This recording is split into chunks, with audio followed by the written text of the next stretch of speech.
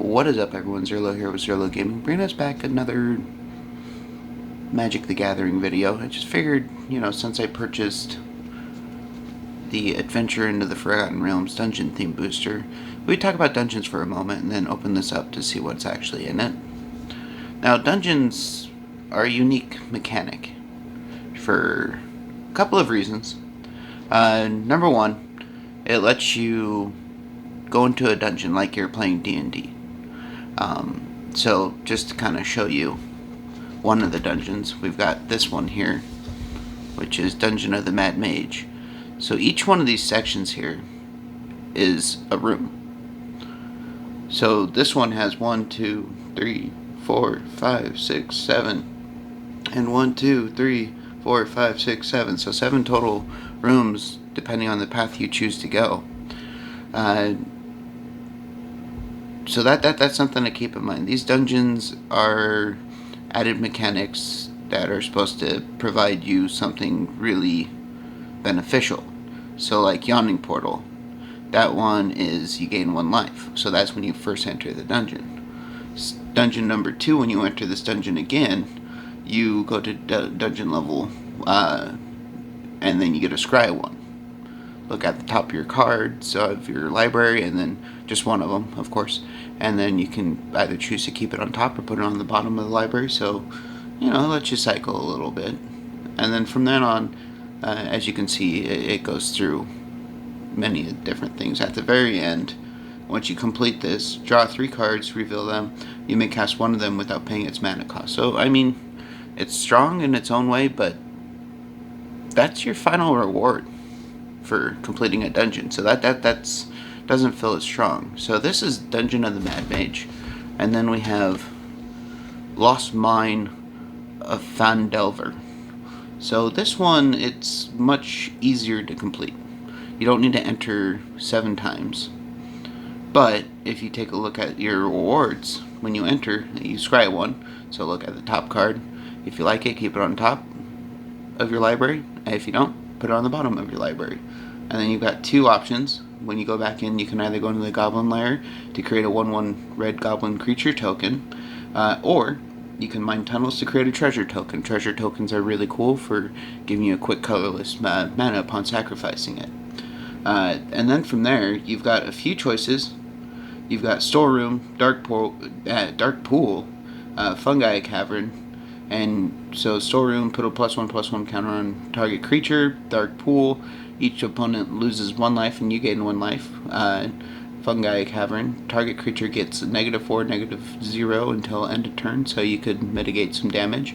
And the very end for completing the dungeon is Temple of Dumathoin. Draw a card.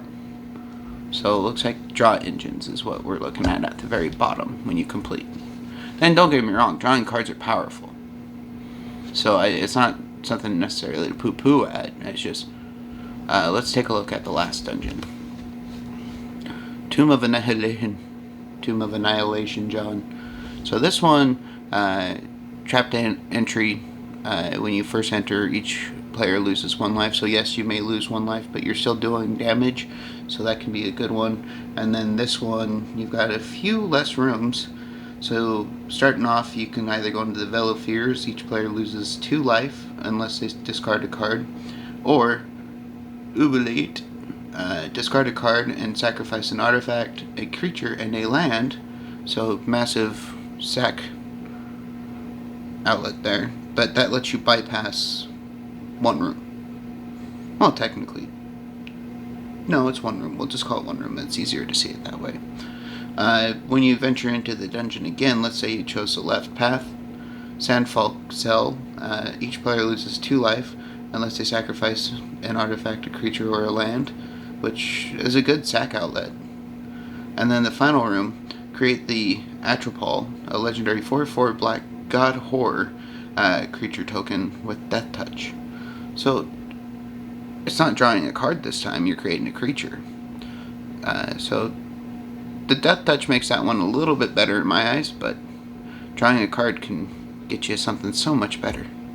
So that's our 3 dungeons. Now you might be wondering, how does one get into the dungeons? Well, there's different cards that let you venture into the dungeon. So I took out of my own collection some cards that I still have that let you venture into the dungeon. Now, these may not be the greatest of cards, but they have the mechanic to allow you to enter the dungeon. So we have Yuan-Ti Malison. Yuan-Ti Malison can't be blocked as long as it's attacking alone. Whenever Yuan-Ti Malison deals combat damage to a player, venture into a dungeon, enter the first room, or advance to the next room. So this is what would let you enter a dungeon. So that's one ability.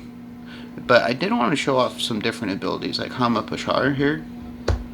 Hama Pushar gives you extra benefits for the dungeon. So when you are in a dungeon, if it has you scry 1, she lets you scry 2. If you're going to gain 1 life, instead you'll gain 2 life. So she's at least strong for helping to boost that. Now this is the showcase version, and then she does have a non-showcase version, which I think looks a lot better. Displacer Beast. Whenever Displacer Beast enters the battlefield, you can venture into the dungeon, so you just move on to the next room or start your very first one. Now I'm going to start bringing them back over this way. Dungeon Crawler. So Dungeon Crawler enters the battlefield tapped. Whenever you complete a dungeon, you may return Dungeon Crawler from your graveyard to your hand, so there's an added benefit for completing a dungeon. Keen-eared Sentry, you have hexproof, so spells don't get you. Each opponent can't venture into the dungeon more than once each turn, so that would put a stop to dungeon delving decks. Cloister Gargoyle. When Cloister Gargoyle enters the battlefield, venture into the dungeon. As long as you've completed a dungeon, Cloister Gargoyle gets a +3/+0 and has flying, so instead of a wall, you now have a 3/4 flyer. And then Barrowin of Clan Undur. When Barrowin of Clan Undur enters the battlefield, venture into the dungeon.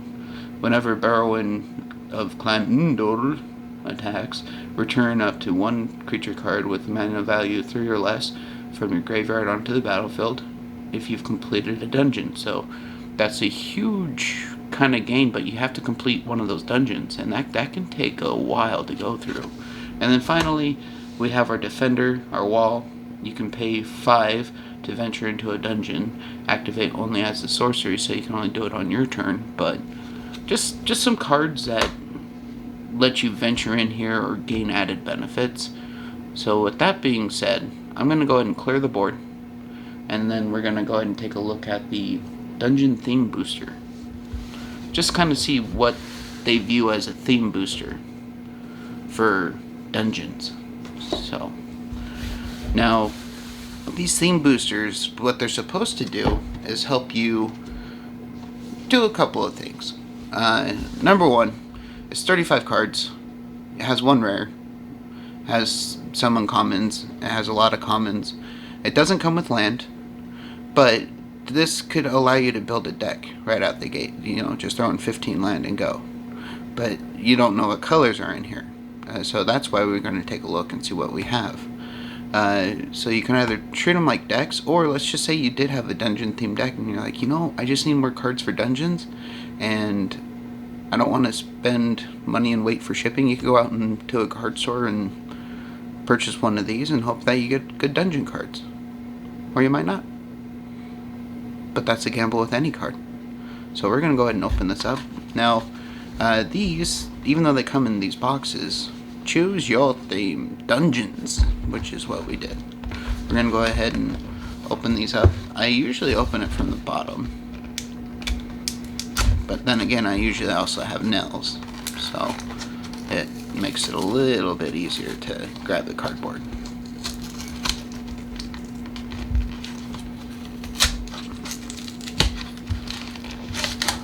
Alright, so inside the box, if you're curious, it just looks like that, and it comes with this pack of cards. So starting off, we're going to go ahead and just open this up backwards.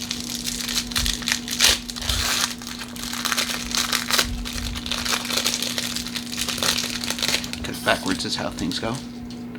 Alright, so, taking a look here. So we have Hama Pushar. Let's make sure you can see it. Hama Pushar. So I've already shown her. She lets you double the abilities for a room. So she's an uncommon, so we'll put her in uncommon. And then Gloomstalker, as long as you've completed a dungeon, Gloomstalker has double strike, so once again, added benefit. And so far we're looking at blue and white for our mana. Whenever Dungeoneer enters the battlefield, venture into a dungeon. So that's another enter dungeon. This one makes it so opponents can't enter dungeons more than once per turn. So that's a good card. I would put that in a dungeon deck for sure. Here's our Gargoyle. As long as you've completed a dungeon, Cloister Gargoyle gets +3/+0, so you have a 3/4 flyer. Planar Ally, flying, common. Whenever Planar Ally attacks, venture into a dungeon. So the nice part about this card, even though it looks like it's a bit expensive because it's an angel, as long as you're tapped and attacking, you're going into a dungeon. So even if you lose this creature, you still get to go into a dungeon. Barrowwind, Clan of Undur. We've already talked about him, so not too bad. And here's some land. Evolving Wilds is one of the best lands in the game that you could never want to get in a pack ever. So we're going to just go ahead and put that over here and not talk about it too much more. Yuan-Ti Fangblade, Death Touch. Whenever Yuan-Ti Fangblade deals combat damage to a player, venture into a dungeon. So this one, instead of like the Angel, when it's tapped and attacking, you have to deal damage to a player to go into the dungeon. So with Death Touch, you'll probably get through. Not a lot of people want to sacrifice creatures unless they're smart and they just do the trade. When Clattering Skeletons dies, venture into the dungeon. So you want this one dead, so you'll attack every turn with it and try to get it killed. But it is a 4/3. Not the easiest thing to kill, but at 4 mana at that point, I think there's going to be something on the opposing side that can take care of that. At the beginning of your end step, if a creature died this turn, venture into the dungeon. So these two could work together. It's our Zombie Ogre. Costs a lot of mana though. Dungeon Crawler we've seen. Veteran Dungeoneer. When Veteran Dungeoneer enters the battlefield, venture into the dungeon. So as long as he enters the battlefield, you're going into a dungeon. And we got a second one. So when he enters the battlefield, we're going into a dungeon again.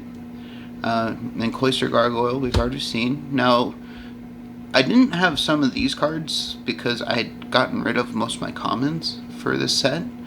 Spike Pick Trap, it has flash, so the nice part is you can play that at any point like you can an instant spell. But this one lets you roll the dice, a d20. So if you roll a 5 or less, tap, sacrifice the pit trap, choose target creature, then roll a d20. No, John. You pay 5, and you tap to get that ability. Then you roll anything 1 through 9. Spike Pit Trap deals 5 damage to that creature. And then 10 to 20, Spike Pit Trap deals 5 damage to that creature. Create a creature token, so you get a little bit better if you can roll above a 9. So it's okay. It's not really dungeony, but I guess a Spike Pit Trap would be in a dungeon. Our next one is our Angel again. Angel with wings. Enchantment Aura. So this is you can place on a player. Enchant on land permanent. Enchant permanent is a treasure artifact. Sacrifice this artifact, add 1 color. Okay, so I mean, it just gives you tokens. So Clan Undur again. We've already seen him. We've seen Yuan-Ti. I'm just curious what the rare is at this point. Clattering Skeletons we've seen. We've seen Dungeon Crawler, Zombie Ogre. Fate's Reversal. So return up to 1 target creature card from your graveyard to your hand. Venture into a dungeon we've seen. Undur. Precipitous Drop. When Precipitous Drop enters the battlefield, venture into the dungeon. And then this one has enchanted creature gets -2/-2. it gets -5, -5 instead, as long as you've completed a dungeon. So there's a win. Here's a Flying Berserk.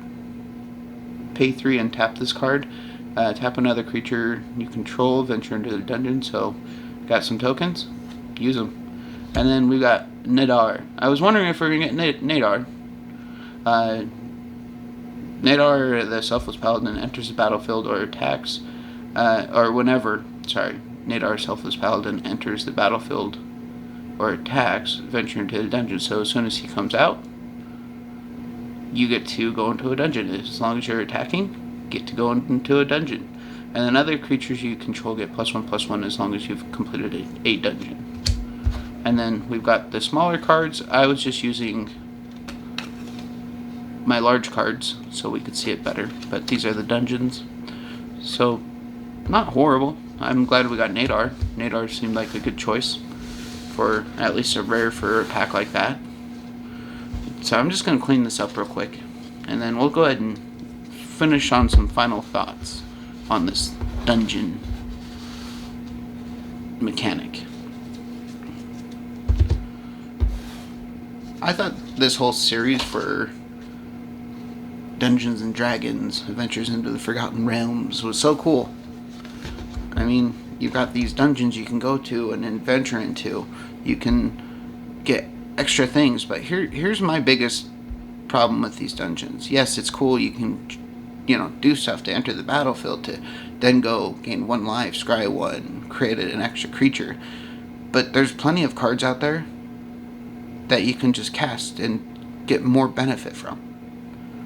So it's a cool mechanic, I'll definitely say that, but I wish there was more benefit to it. Like, starting off, yeah, it can be like the gain 1 life, scry 1, but at the end it should be like gain 10 life or gain 5 life. Just something a little bit more rewarding for actually getting to that point.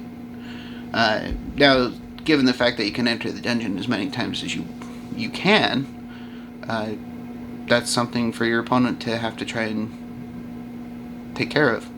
The dungeon cards can't be destroyed. They're always there. You get to choose to go into one and get to go through it. But like I said, I still believe there's way more powerful cards that you can use that you don't have to do these, because most of these abilities to me would be considered commons or uncommons if we were playing cards.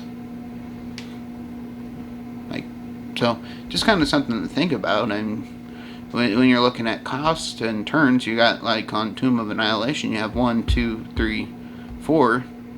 You have to enter the battlefield 4 times to get here if you're going the safe path. If you're going the less than safe path, you're going 3 times. And then on this one, you're going 1, 2, 3, 4 again, but it's still, you have to enter this dungeon 4 times to get down here to draw a card. The creature seems okay to me, but I don't feel like that's a final room. And then this one, Dungeon of the Mad Mage, 7 times to draw 3 cards, play a card without paying its mana cost, and so that it's okay. Like I said, I do think there are better cards. This is an interesting mechanic. I hope they re-adventure into these dungeons and do a little bit more with them, because I really believe that this mechanic could add a lot more to the game as long as it's done correctly. Right now, I think it's just okay. So anyways, tell me your thoughts on the dungeons, what you think, what you thought about the pack, and as always, leave a like, comment, subscribe, and hopefully that doesn't show up in the video. My friend messaging me. It shouldn't, because I'm just filming, you idiot. But yeah, like, comment, subscribe, let me know how I'm doing. If you enjoyed this one, I can grab more theme boosters, we can talk about it, talk about mechanics, just something a little bit different. Still an opening one, but talking more about the game, which I actually enjoyed. So, yeah, with that, have a good one, and I will see you on the next one. Yeah.